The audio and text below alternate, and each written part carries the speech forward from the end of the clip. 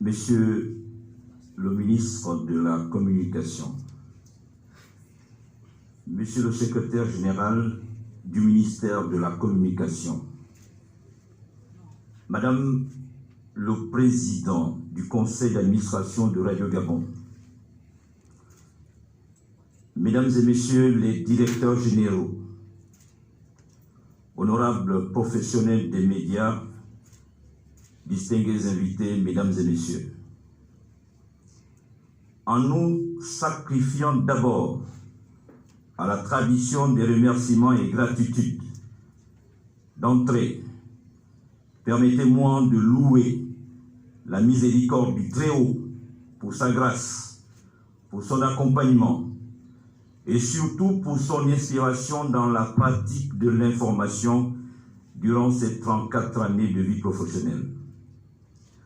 L'occasion pour moi d'exprimer ma gratitude infinie au président de la République, chef de l'État, son Excellence Ali Bongo Ondimba, pour la confiance qu'il a bien voulu placer en moi et pour le privilège qu'il m'accorde de poursuivre les travaux de l'éminent chantier appelé Radio Gabon, dont l'évocation des quasi 64 années d'existence suggère une pause pour un devoir de mémoire.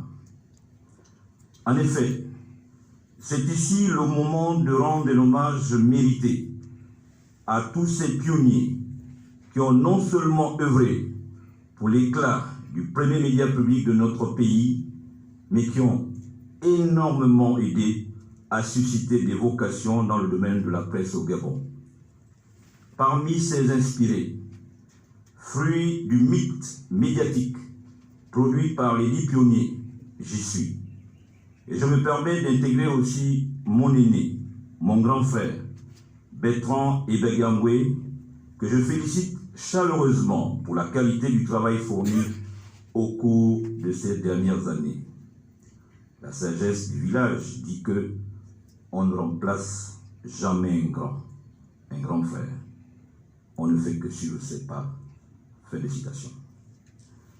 Monsieur le ministre de la Communication, distingués invités, Mesdames et Messieurs, ce mercredi 8 mars 2023 est un jour qui ressemble à un autre jour historique, celui du dimanche 5 mars 1989.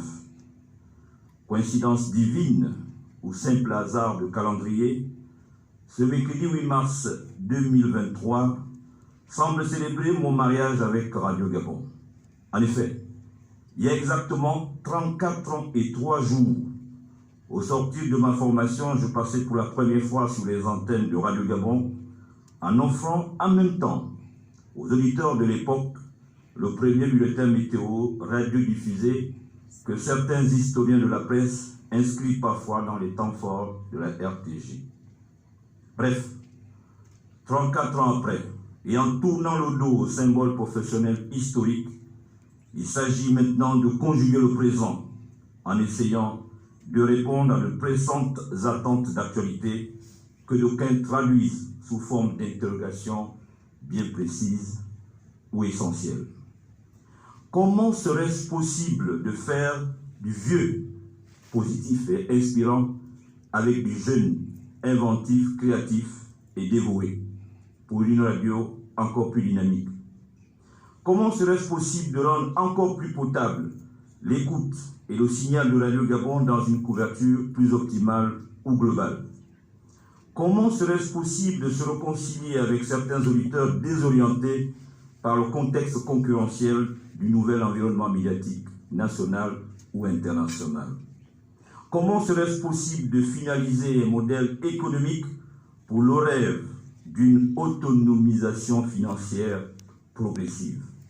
Comment serait-ce possible d'écouter les stations provinciales, d'écouter le grand Gabon, le Gabon de l'arrière-pays, le Gabon profond, dans le grand Libreville? Comment serait-ce possible de s'arrimer culturellement à la radiodiffusion numérique? Comment, bref, autant de comment, autant de questions, autant de spéculations sur les moyens d'y répondre efficacement.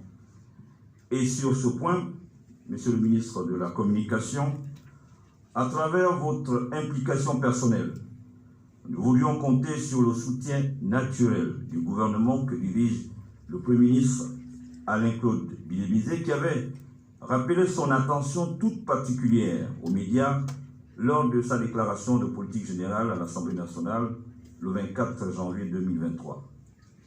À côté du soutien du gouvernement, l'expérience nous suggère de compter d'abord sur le capital humain, sur les hommes avec lesquels la collaboration devrait être placée sous le sceau de deux tandems inséparables, créativité et rigueur, humilité et courtoisie. Créativité, rigueur, humilité, courtoisie.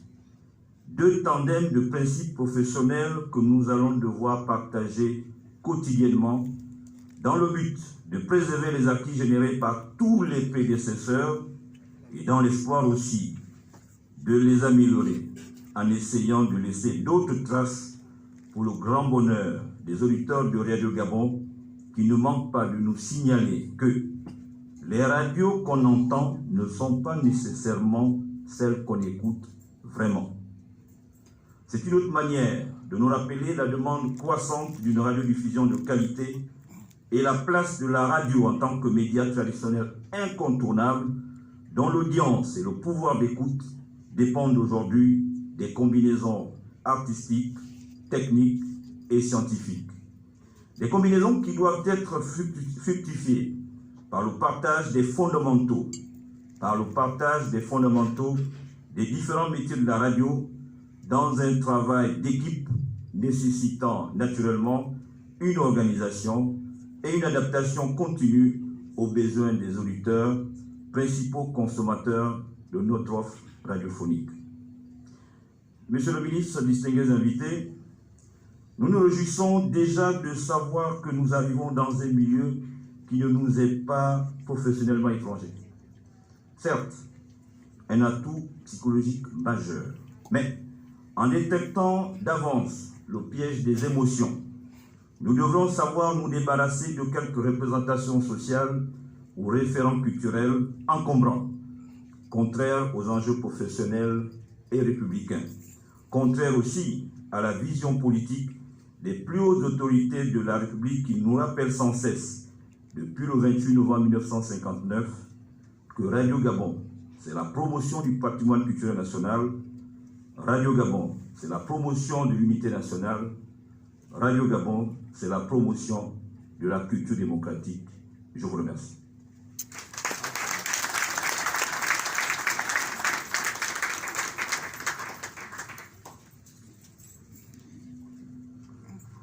Mesdames et messieurs, après ce mot